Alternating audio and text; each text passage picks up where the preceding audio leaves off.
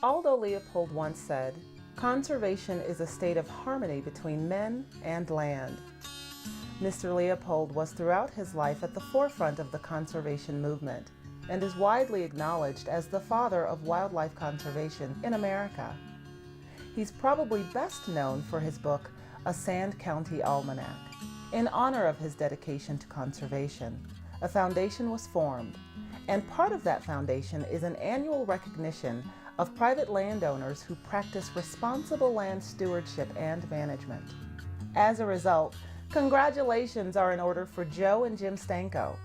They are the proud recipients of the 2010 Aldo Leopold Conservation Award in Colorado. And in the Stanko family, practicing responsible land stewardship and management is just the tip of the conservation iceberg. The Stanko Ranch has been in existence since 1907, when Jim's grandfather sold his saloon and bought 160 acres and started a grain farm.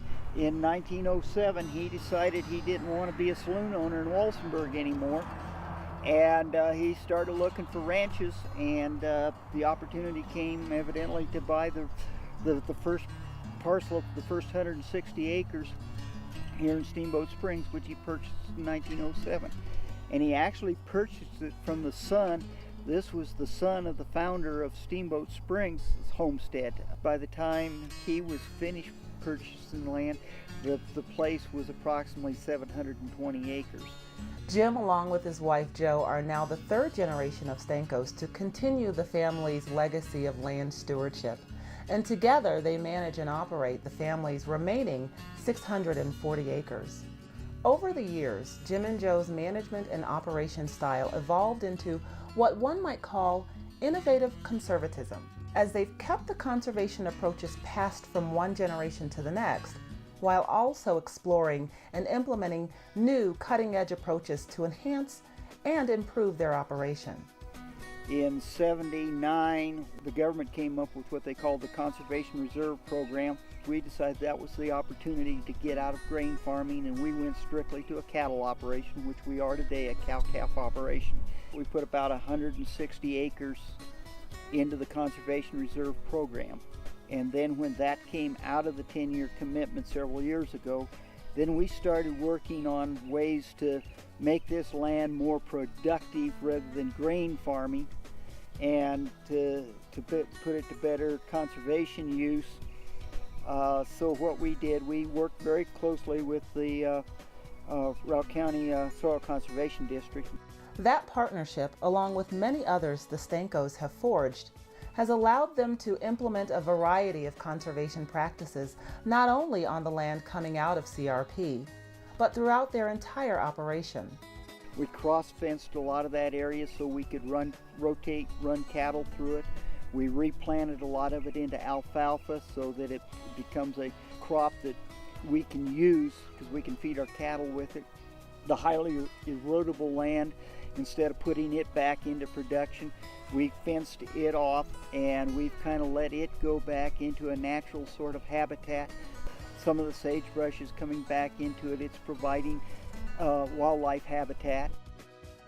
A few other entities and organizations they've partnered with include the City of Steamboat, the Natural Resources Conservation Service, and the Yampa Valley Land Trust. In 1980, the City of Steamboat Springs decided they needed to expand their sewer plant, build a new sewer plant.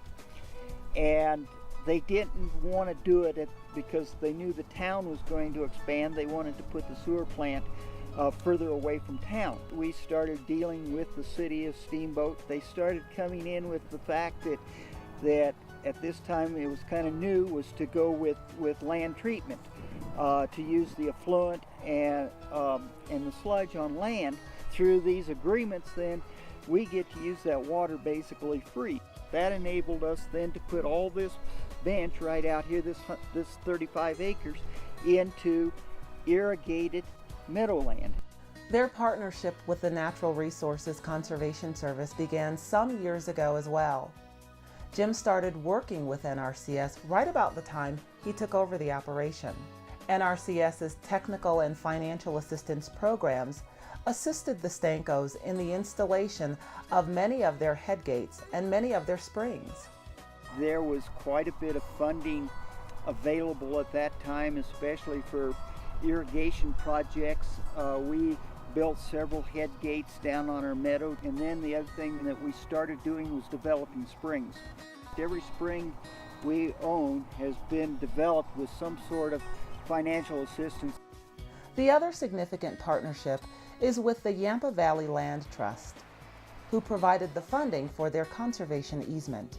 By this time, the neighbors had already subdivided the meadow right next to us, and so we thought that this would be the best way for us to have at least some ground. And it's emotional still. When they said they were going to put that in there, there's a place up in this next field on the next bench. I wanted to pick the house up and put it there so I didn't have to look at that. You know, and it was a hard thing. It's a hard thing indeed to watch the progressive decline of such pristine agricultural land as it moves from true ag production to bricks and mortar.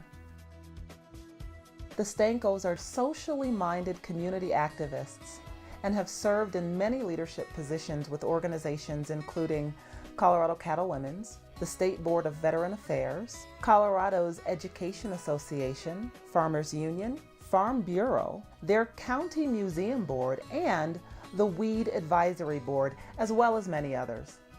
The one event that brings them the most pleasure would have to be their annual branding event. Tomorrow we'll have 50 people, from the extension agent to the banker to the chief of police. We know of about 9 people coming tomorrow that have never been to a branding before. They either rolled up their sleeves and pitched in, or just had a few kind words to say.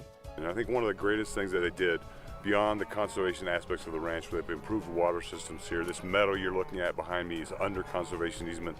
That was the second one in the county done with local funds. The thing they have done more than anybody else is invite the urban public to the ranch to see what ranchers really do. And I think the true measure of conservation is not how many acres have been preserved, although that's important, it's the relationships that they build. When asked, however, about the next chapter, there is hopeful hesitation. Ideally, our son would love to come home and ranch, and his wife would love to come home. Practically, there's no way. The land values in Colorado across the state for ag land have risen. But when you live in a resort area like this, they're astronomical. So he can't afford to buy it. He can't afford to inherit it. And we can't afford to gift it to him. We're working on a plan to ensure that he has 75 to 100 acres of it. And then Jim and Joe explained what this award means to them. It shows that especially here in this area, in this valley, ranchers aren't all bad. And that we are really true conservationists. It shows that we're walking the talk. The Stanko family, a shining example of land stewardship and community service. They're writing yet another great American story.